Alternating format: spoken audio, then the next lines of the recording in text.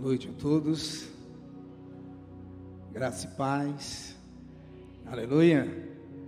Olha para essa pessoa linda que está ao seu lado e fala para ela: que bom que você está aqui esta noite, aleluia, glória a Deus. Agora faça melhor, fala assim: já te falaram que você é muito lindo ou linda? Não vai chamar o irmão de lindo, né? Ou a irmã, né? Não vai trocar aí, glória a Deus. Fala assim: você é lindo porque você é a imagem de Deus. Glória a Deus. Aleluia, amados. Quero agradecer ao amado e querido pastor Jesus pela oportunidade e dizer que eu estou jubilando, né? Pela oportunidade que ele me deu de poder estar aqui e compartilhar das maravilhas do Senhor com os amados irmãos. Eu admiro muito o pastor Jesus e louvado seja Deus, porque Ele concedeu de eu estar aqui com todos para nós glorificarmos a Deus juntos. Glória a Deus. E nós estamos aqui no propósito do ano do júbilo, jubilando, né? O ano do júbilo. E falando sobre o júbilo na família. E eu pedi ao Espírito Santo para que me concedesse uma palavra sobre falar sobre júbilo. O que é júbilo?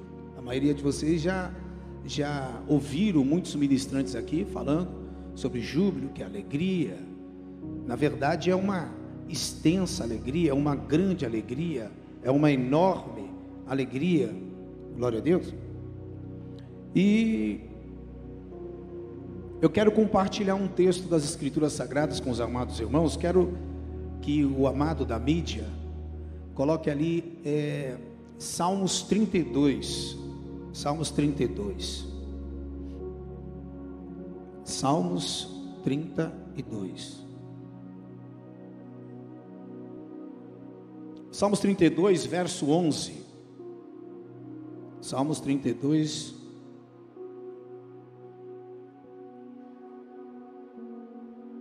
verso 11.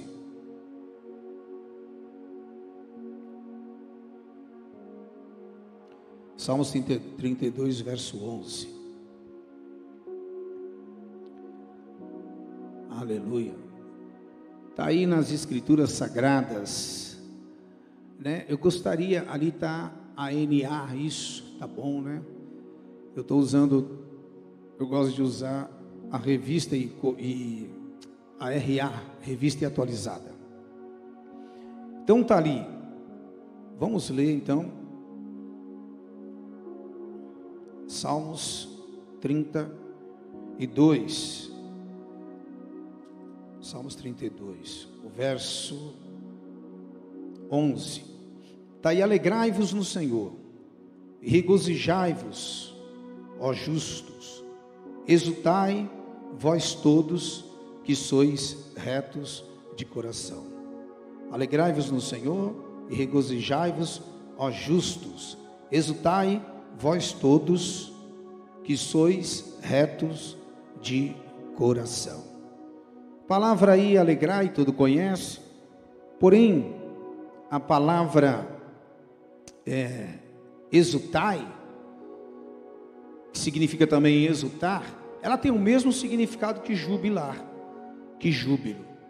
Então, está aí o salmista Davi, ele vem ali fazendo uma confissão sobre o que estava acontecendo sobre a sua vida, e ele chega no término daquele salmo, e ele fala: alegrai-vos no Senhor, e regozijai-vos, vós justos, e exultai todos. O regozijai é um grande contentamento. Todos aqui já devem ter ouvido sobre a palavra júbilo, que ela vem do latim de jubilium, e traz o mesmo significado. E o salmista aqui, depois de uma situação adversa que ele teve, ele pôde colocar aqui: alegrai-vos no Senhor, e regozijai-vos, vós justos. e exultai, todos vós que sois retos de coração. A palavra também exultar, ela também quer dizer o mesmo significado também de se alegrar, de ter uma grande alegria. Na verdade, júbilo, exultar, regozijar, traz uma expressão de conquistas. Algumas pessoas jubilam, algumas pessoas celebram, algumas pessoas, elas ficam, estarrecidas, muito alegres, muito felizes, quando elas adquirem alguma conquista. Alguma conquista, às vezes na família, sobre uma enfermidade. A pessoa celebra, vibra com uma cura. Alguns outros celebram por uma conquista material, de um bem, da qual ela adquire, e aí a gente pode ver. Outros não, outros até parece que celebram todos os dias, nem se sabe por quê. As pessoas que vivem nos séculos, nesse século no mundo, às vezes todo fim de semana eles celebram alguma coisa para dar motivo deles tomarem aquele líquido que eles entendem que ficam alegres. Mas os que têm o Senhor têm uma alegria verdadeira. Tem uma alegria verdadeira.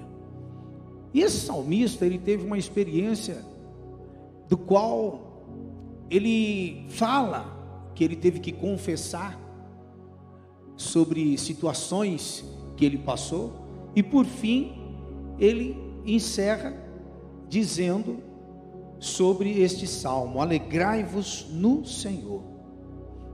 E o que o Espírito Santo trouxe para que eu viesse trazer aos amados é sobre a alegria do Senhor. A alegria do Senhor. Mas também devemos nos alegrar no Senhor.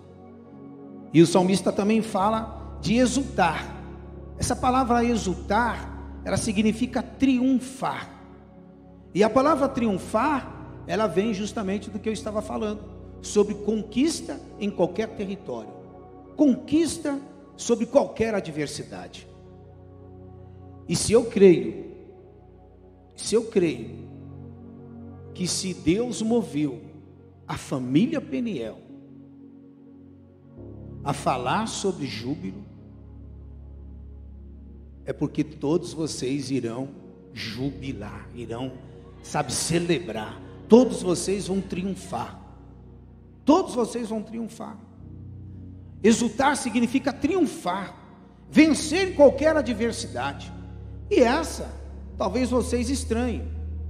Nós somos chamados para isso. Porque Deus não chama vocês de vencedores. Deus chama vocês de mais do que vencedores. Fala para o irmão: está ouvindo aí, campeão? Se você é campeão, você é 2 vezes campeão. Porque você é mais. Então, dentro desse tema que o ministério tem abordado, é muito interessante, porque o exultar é o mesmo que jubilar, que também tem o mesmo significado que regozijar. A pessoa que regozija, ela tem uma alegria enorme. E triunfar, vencer em qualquer terreno.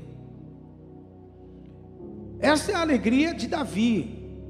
Depois vocês podem ler lá o texto de Davi, talvez eu fale um pouco mais à frente, mas eu quero falar também sobre um texto muito conhecido de todos, que está em Neemias, por favor, Neemias, capítulo 8, o versículo 10, Neemias 8, versículo 10. Neemias 8, o versículo 10.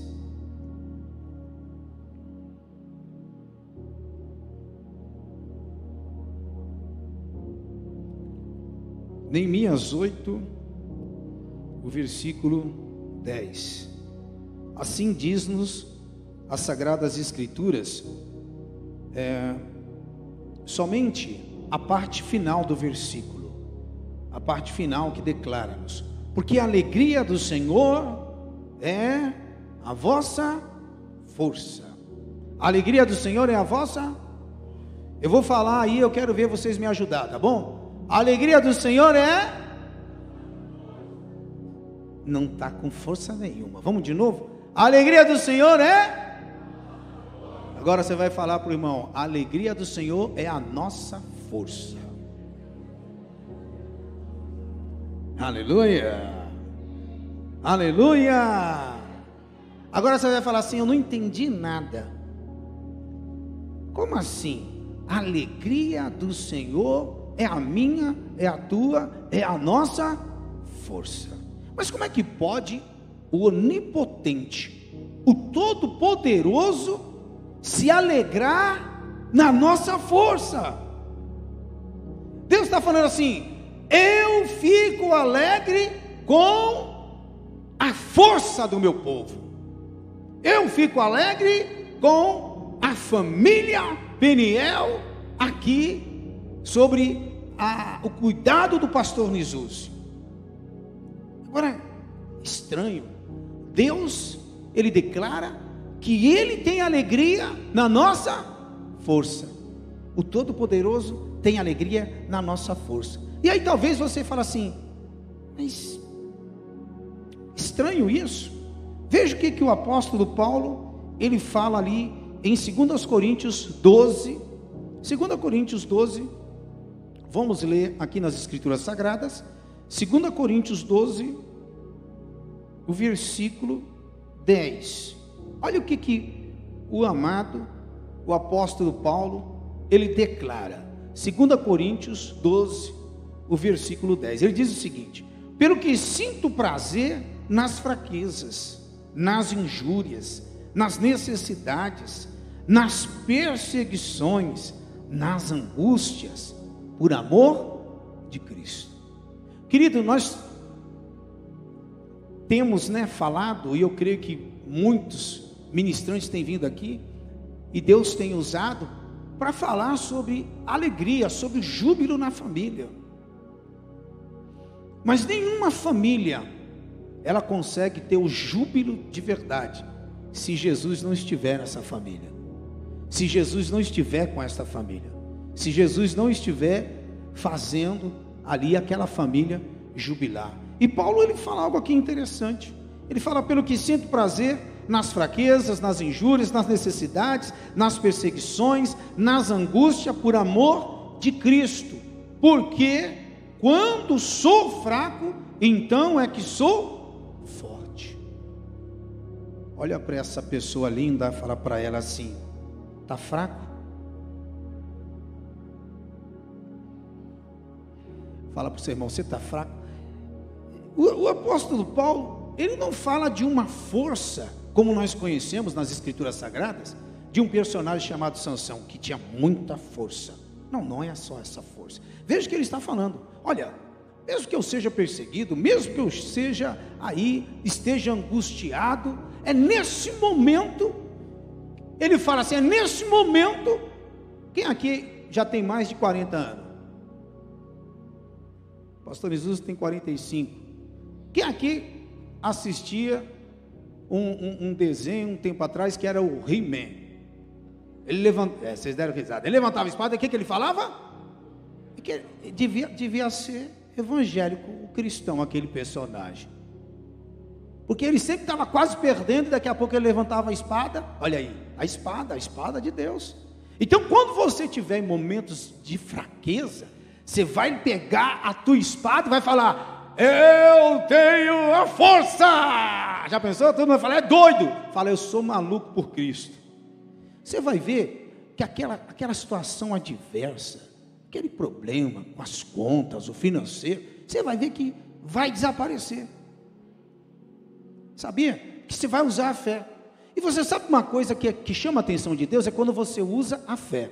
Quando você usa a fé, Deus se aproxima de você e torna-se recompensador, porque você chamou a presença dele para perto, você usou a fé. Então, por maior adversidade que você tenha, se você começar a usar a fé, você vai estar fazendo igual Paulo. Mesmo no momento da fraqueza, você vai estar declarando que você é forte. Como é que nós então podemos mediante a tanta circunstância, como que é isso? Como que é isso?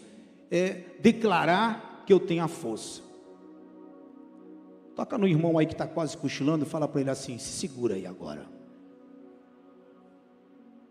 Fala para o Senhor: você está preparado para ouvir? Como que é isso de repente eu estou fraco e aí eu fico forte? Sabe quando você teve uma adversidade com pessoas que você diz que amava? Sabe daquela adversidade com a mãe, com o irmão, com a irmã, com o pai? Quem lembra dessa situação aí? Sabe daquela situação que você sofreu anos e anos atrás, até hoje, você não conseguiu tirar essa marca de dentro de você? Sabe de circunstâncias que provocam que você fala que não é? Quando alguém de Deus sobe no altar e fala que você tem que perdoar, tu sem perceber, tu dá uma entortadinha no bico, ou alguém quando vai falar, você fala assim: não, mas eu perdoei, mas foi da boca para fora. E Jesus ensina a perdoar, né? Ele conta aquela parábola sobre o perdão. Um servo que foi perdoado a sua dívida, teria que entregar toda a sua família ali para pagar a sua dívida, e ele clamou, e o rei perdoou a dívida, e Jesus faz questão de mencionar essa parábola equiparada ao reino dos céus. Aquele servo foi perdoado. Aquele servo, quando sai, encontra com o servo, e aí ele pega o conservo e lança na prisão, e fala: você vai ficar aí até pagar o último centavo. E viram aquela atitude daquele servo que foi perdoado. E diz as Sagradas Escrituras que o rei que perdoou mandou chamar aquele servo. E aquele servo chegou diante daquele rei, e o rei: eu não perdoei você? Você também não deveria perdoar?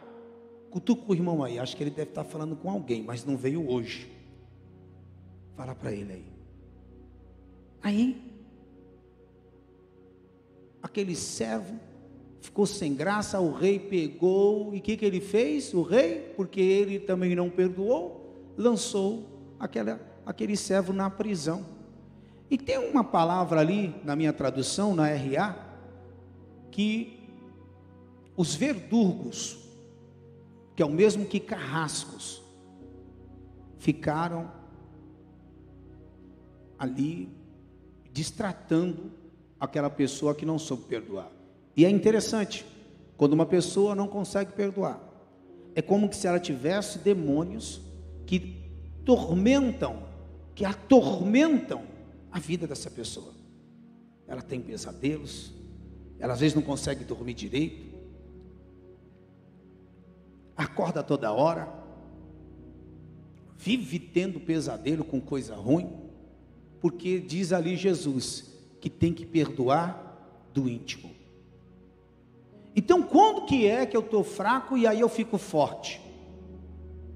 Quando eu não quero perdoar, mas por causa do que Cristo fez por mim e me deu o Espírito Santo, todos têm condições de perdoar. Fala para você, irmão: você não tem o Espírito Santo? O Espírito Santo tem longanimidade, o Espírito Santo tem amor, o Espírito Santo tem alegria, o Espírito Santo tem paz, o Espírito Santo tem domínio próprio. Então, pelo Espírito Santo, você consegue perdoar. Primeiro você externa, primeiro você libera. E aí quando você usa dessa atitude, aí você vê a força de Deus a teu favor. Porque você fica leve. Você se torna uma outra pessoa. Quando você toma a atitude de perdoar, você de fraco torna-se forte. Quando você tem a oportunidade de se vingar, e não se vinga, você perdoa, você torna-se forte. Glória a Deus, glória a Deus, aleluia. Então, às vezes, dentro de uma família, acontecem situações adversas, e todos que são cristãos já ouviram falar, mas não foi só uma vez, não, muitas vezes, sobre a armadura de Deus, que quando você enfrenta os dias maus, você tem que usar a armadura de Deus. Mas é um tal de esquecer de usar a armadura de Deus, mas não esquece de usar a língua, né? Não esquece de usar às vezes até o que tem na mão, para querer agredir quando é agredido, mas não usa a atitude de Deus, que é o perdão, que é o relevar, que é o não maltratar quando é maltratado. E assim, quando nós fazemos, cristãos, aí nós nos tornamos fortes.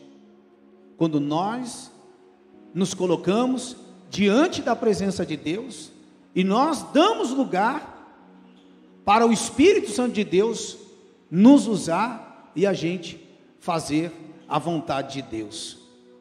Sabe quando o fraco se torna forte? Quando o pai perdoa o filho perdoa o pai, o irmão perdoa o irmão, a irmã perdoa a irmã, o primo perdoa a prima. Aleluia.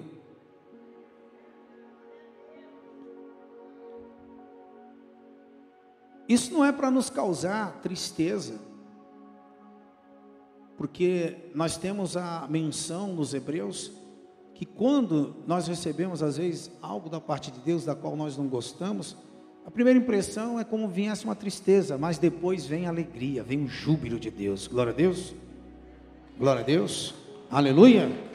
E é isso que Deus quer para nós, aleluia. E dentro dessa situação nós temos um texto também em 2 Coríntios 4, o versículo 8 e o versículo 9. 2 aos Coríntios 4, versículo 8 e o versículo 9. Olha o que diz-nos aí. 2 aos Coríntios, capítulo 4, versículo 8 e o versículo 9. Diz o seguinte: em tudo somos atribulados, porém não angustiados. Como eu falei no início, os cristãos são mais que vencedores. E desde que entrou o pecado no mundo, tem as consequências dessa inflação, desse mal que sobreveio sobre a humanidade. Então em tudo nós somos atribulados, mas nós não podemos ficar angustiados. Então, quando vem a tribulação, como eu tenho a força, né, somos fortalecidos na força do Senhor, então eu não posso dar lugar à angústia. Porque se eu dou lugar à angústia, o que mais a gente tem visto hoje são problemas de transtornos mentais. E a pessoa às vezes está na igreja, e às vezes ela é acometida de um problema na mente. Agora, se você, meu irmão, minha irmã, dá sempre lugar a Deus, de ouvir de verdade a palavra, pode até vir um mal, mas ele não vai te vencer, porque você vai usar a palavra contra o mal. Então essa angústia, ela não pode ficar, ela pode até passar, mas ela não pode ficar aí em você. Fala para o seu irmão aí, sempre vem tribulação para nós, mas nós não podemos ficar angustiados. Aí diz assim: porém não angustiados, perplexos, circunstâncias adversas nos traz, às vezes nos assusta, mas aí diz, porém não desanimados. Fala para o irmão, alegria, alegria. Aí faz assim agora para ele, faça como eu, sorria. Irmão, um sorriso é bom demais, sorrir. Às vezes tem gente que não consegue sorrir, sabe por quê? Porque ficou com raiz de amargura. por causa de algum problema. Irmão, o que aconteceu lá no passado, já era para tu ter largado faz tempo. Se alguém está em Cristo e é nova criatura, as coisas antigas se passaram, e eis que se fizeram novas. Então nós temos que viver o novo, e a nova criatura não pode viver com mágoa, porque isso aí vai, estragar a tua vida, em todos os sentidos. Aí também está dizendo-nos aí, em 2 Coríntios 4, agora no versículo 9, perseguidos, porém não desamparados. Cristo, ele não escondeu nada da gente. Ele fala lá em Mateus: bem-aventurados sois quando por minha causa vos injuriarem e mentindo disserem todo mal contra vós. Eu não sei se vocês perceberam que no início da conversão de vocês, quando vocês pegaram mesmo, estava no primeiro amor, aconteceu de tantas pessoas que você ama, não posso falar que amava, que perseguiram você. Jesus mesmo fala que a perseguição, ela vem de dentro, às vezes de casa. A gente não espera, mas vem. Mas por que isso? Porque Jesus nos treina. A perseguição virá, porque às vezes os da casa não estão na mesma mente que a nossa, então eles acabam nos entendendo mal. Aí o que a gente tem que fazer? Que Jesus fala: orar por estes. Fala para o seu irmão: é fácil destruir os inimigos. Eu quero ver você orar por ele. Aleluia. Eu quero ver orar pelos inimigos. E aí é que você coloca a força de Deus em ação. Aleluia, irmãos. Glória a Deus. Glória a Deus, queridos. Aleluia. Fala para o irmão: e agora, você está forte? Está forte ou está fraco? Quem aqui está forte? Aleluia. Então, amados, não tem como viver em uma família se a gente não vencer essas nossas deficiências. A maior luta de um líder espiritual, às vezes está dentro de uma casa. Às vezes o irmão, a irmã vem ao ministério, mas em casa é uma luta, em casa é uma guerra. E o engraçado é que às vezes os de casa também são cristãos. Não era para ser essa guerra, era para chegar lá: está difícil, como é que a gente faz? Pega na mão do outro, vamos orar, vamos ajoelhar, vamos falar com Deus. Aí vem um poder de Deus sobre a casa. O pastor Jesus estava falando sobre uma situação nos Estados Unidos que ocorreu. Eu acredito que pode ter acontecido alguma coisa lá. Como pode acontecer alguma coisa aqui hoje. Só basta um. Deus não está em busca de pessoas eloquentes, Deus não está em busca de grandes preleitores, Deus não está em busca de pessoas que demonstram, porque toda a humanidade, eu percebo que elas têm a necessidade de serem reconhecidos. Isso está na humanidade. Ele faz uma coisa, ele quer um elogio. Mas eu acredito que ali poderia ter 1 ou 2 adoradores. E Deus procura verdadeiros adoradores, que o adoram em espírito e em verdade. É triste dizer o que o pastor Jesus falou, que a igreja não parece a igreja, que as pessoas que têm Deus não parecem que têm Deus. Porque o que acontece? Tem pessoas que elas conseguem ficar felizes porque ela comprou uma casa, outro comprou uma mansão, outro comprou um veículo, aí vem aquela felicidade, mas aquela felicidade não é permanente. E Deus, Ele quer que nós tenhamos o verdadeiro júbilo em nossas vidas. E o verdadeiro júbilo é quando nós temos Cristo em nós. Cristo em nós. Em Coríntios também diz que eu e você, por causa de Cristo, nos tornamos justiça de Deus. Fala para o seu irmão: irmão, Cristo já te justificou. Você é a justiça de Deus.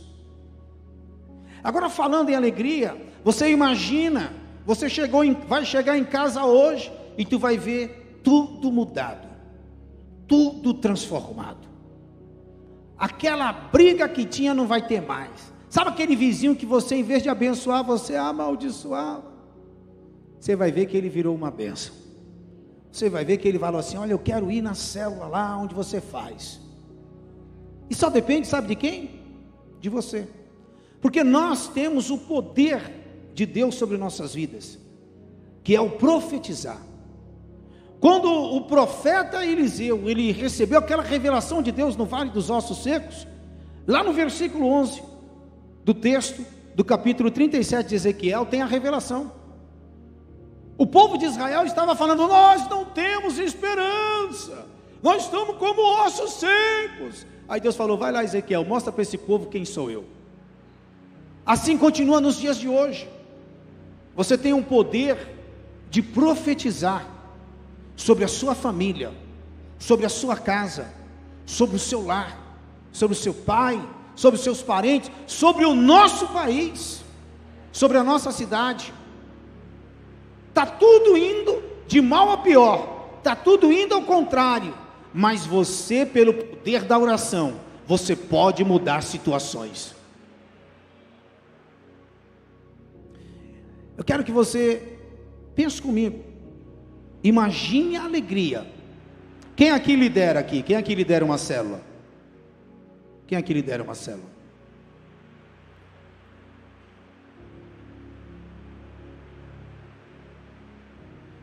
Jesus ali naquelas parábolas da ovelha perdida, da dracma perdida, de tantas coisas ali, Jesus chegou em uma situação que é do filho pródigo, que falam pródigo porque pródigo quer dizer gastador, mas é o filho perdido. E ali na casa daquele pai, tinha um filho que estava perto do pai, que era o filho velho, mas estava ao mesmo tempo longe do pai. Às vezes nós estamos na casa do pai, longe do pai. O filho perdido pediu sua herança, foi embora, gastou tudo, perdeu e retornou porque ele sabia que o pai iria recebê-lo de volta. Talvez algumas pessoas estejam dentro da casa de Deus como um filho velho, olhando porque o filho novo saiu, olhando porque os filhos, que são os discípulos, foram embora. Sabe o que eu aprendi? Eu posso falar? Acho que vocês não querem ouvir, não. Fiquem em pé, por favor.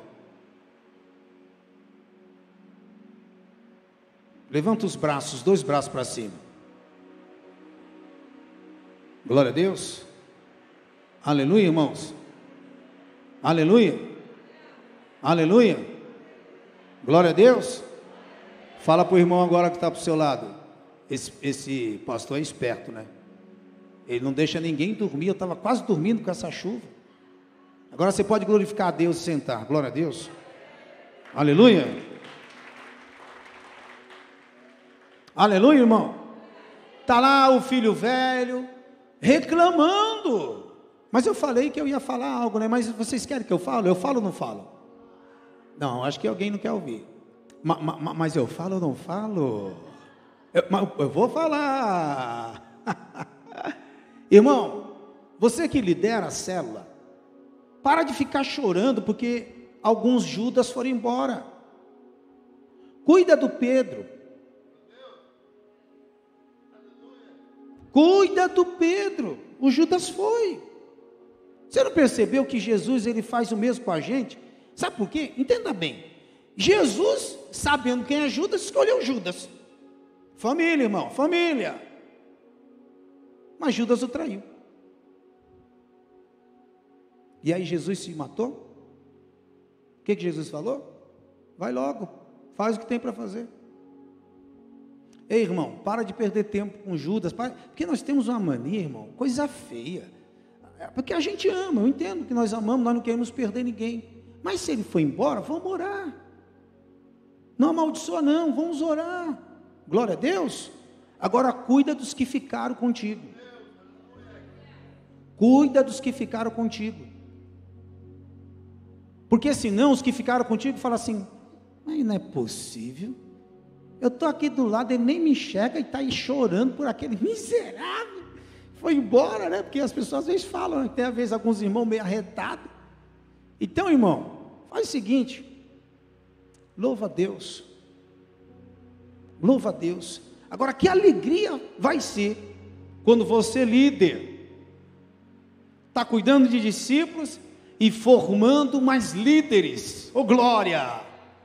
E aí, de repente, o pastor Isuze vê na tua célula um líder que já está encaminhando para o pastorado. Aleluia! Imagine a alegria de um pastor formando um discípulo que se tornou líder e agora também é um pastor, e agora está fazendo ID, e agora está avançando, e agora está ganhando vidas, e vidas estão sendo saradas, restauradas, e outras igrejas peniéis abertas aí por todo lugar do mundo. Aleluia, irmão, é isso que Deus quer da gente. Agora você vai ficar aí chorando, irmão, lamentando, brigando. Deus não quer isso da gente. Deus, Ele quer que você mantenha-se firme no Senhor. Glória a Deus. Quero pedir para os amados dos louvores, para a gente entoar um cântico, a gente orar aqui por vocês. Glória a Deus. Fala para o irmão aí, mesmo fraco, você pode se tornar forte, porque o Espírito Santo está sobre a tua vida. Fala para ele. E a alegria do Senhor é a tua força, é a nossa força. Então, para de ficar chorando, irmão. Deus não gosta de murmúrio, Deus não gosta de murmuração, Deus não gosta de lamentação, não. Lamentação está na Bíblia, irmão, mas Deus não gosta de ninguém aí reclamando nem murmurando. Ah, está difícil, vai ficar pior você falando que está difícil. Agora, se você falar assim, está difícil, mas Deus me fez mais que vencedor, eu vou para cima e nós já vencemos no nome de Jesus. É isso que Deus quer. Deus quer você como verdadeiro filho. Tu imagina, irmão, está lá Jesus no barco, e aí a tempestade ali foi o ensinamento de Cristo. Ele está lá dormindo, irmão, numa tempestade, irmão, dormindo.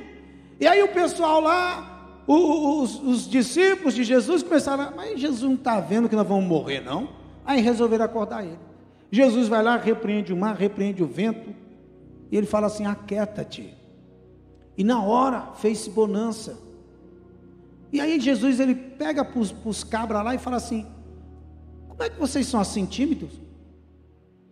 Porque o que ele quer dizer com isso, Jesus? Ele queria que os discípulos fizessem o que ele fez. Fala assim, irmão, você é discípulo de Jesus. Fala para o irmão, você é discípulo de Jesus. Fala para ele. Fala, Jesus, fala para ele, Jesus quer que você não corra da tempestade, mas vença a tempestade, no nome de Jesus. Glória a Deus, amados. Vamos colocar em pé. Eu quero que você feche os seus olhos. Vamos orar ao Pai Eterno. E eu quero que você, no momento que eu estiver orando, depois vai entoar uns cânticos, eu quero que você vá até lá aquela pessoa. Não sei se está aqui, mas se estiver aqui, vai hoje mesmo. Vai hoje mesmo. E chega nela e fala assim: olha, nós temos diferenças, e é normal, mas eu te perdoo. Detalhe, Jesus não manda perdoar quando você tem algo contra alguém. Jesus manda você pedir perdão quando sabe que tem alguém que tem alguma coisa contra ti. Eu costumo dizer que perdoar significa perder a razão. Muitas das vezes você está certo, mas por amor a Cristo e por amor ao irmão, você vai até ele e fala: me perdoa. Feche seus olhos, vamos falar com Deus. Pai, no nome de Jesus Cristo, Senhor, aqui nós estamos, ó Pai, estamos entre família. Talvez algum irmão, alguma irmã não pode estar perto desta pessoa para demonstrar o amor de Cristo que ela tem por ela. Mas no nome de Jesus, meu Deus, no nome de Jesus, move os corações, ó Deus, aqui nesta noite. Pai, que a tua manifestação, ela venha sobre todos que aqui estão. Que venha a manifestação do teu poder. Que venha, Senhor, agora uma unção de curas. Venha, meu Deus, uma unção, Senhor, de curas. Que esses corações, ó Deus, que estavam, porque não estão mais, manchados, amargurados, feridos. Que esta pessoa que aqui está, Senhor, que estava desanimada, triste, Senhor, mas ela não está abatida. Em nome de Jesus, saia toda a angústia, toda a perturbação na mente, toda a mágoa, toda a ira, tudo aquilo que estava atrapalhando você de sentir o amor de Deus, o amor de Cristo sobre a sua vida. Vem agora sobre todos que aqui estão, uma unção de curas, uma unção sobrenatural. Vem, Senhor, vem, Senhor, vem, Senhor, e entra, Senhor, em nossas vidas. Entra, Senhor, em nossos corações. Entra, Senhor, em nossos corações. Oh, aleluia! Eu não quero